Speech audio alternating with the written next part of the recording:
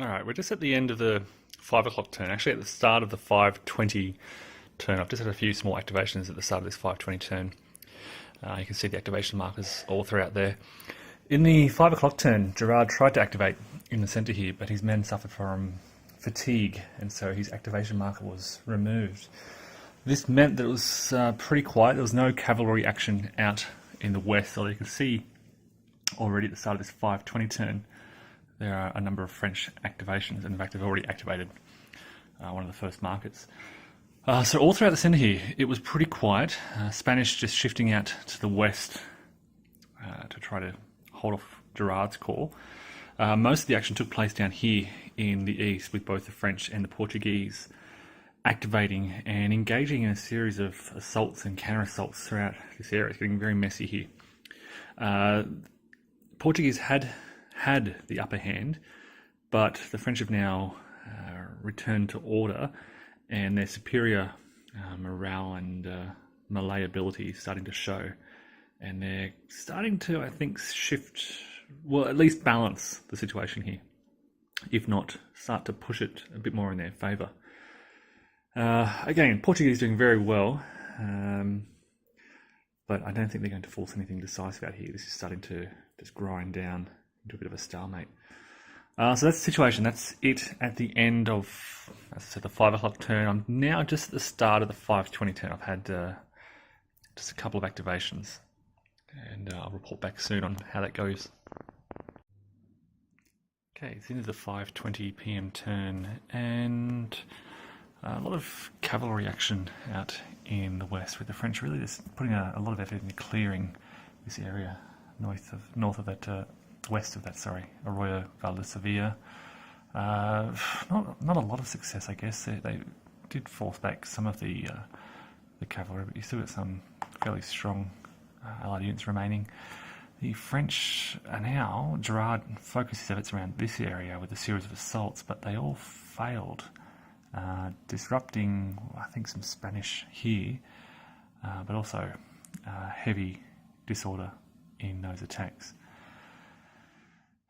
Pippin just making his way back to the lines. He routed with one of his units, and down south, just again more exchange of fire throughout this area here, with no, as I said earlier, no real decision being made either way.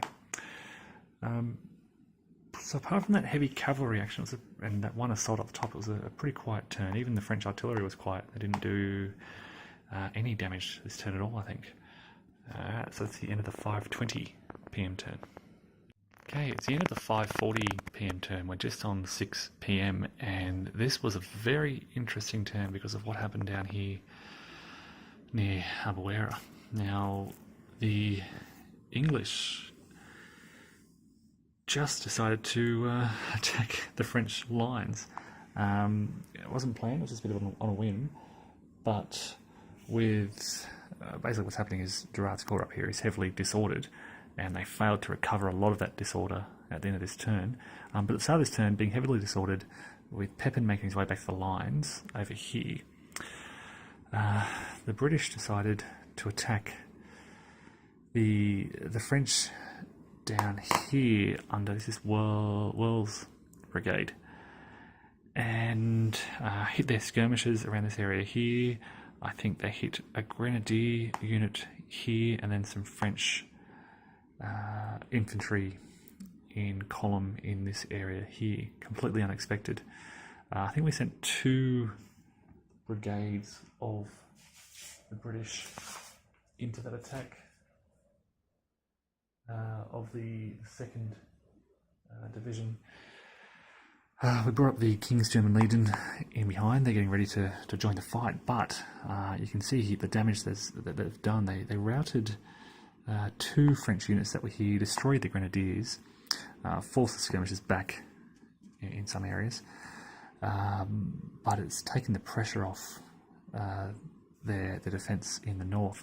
Further north, you can see the Spanish are attempting to defend again. They've formed line. The problem here is that now this part of the 2nd British Division, 6th Brigade, is in the line of fire of these French guns, And as we've seen throughout the afternoon, that's not a good place to be. And this is sort of encouraging the British to counterattack. Only one unit disordered as a result of the assault, which gives us the opportunity to continue to push with that advance. The other problem, the other motivation for the British to attack is that the French cavalry up in the west, has really cleared out that area over the past turn or two, and that presents a threat just to that whole Allied right flank. Spanish holding the right flank, they're not going to hold for long, and so I'm thinking the British will just keep attacking the French, and if their cavalry are going to come in from the west, they'll stop their infantry being able to do anything in the centre and in the east. So there you go. That's the end of the 5:40 p.m. turn.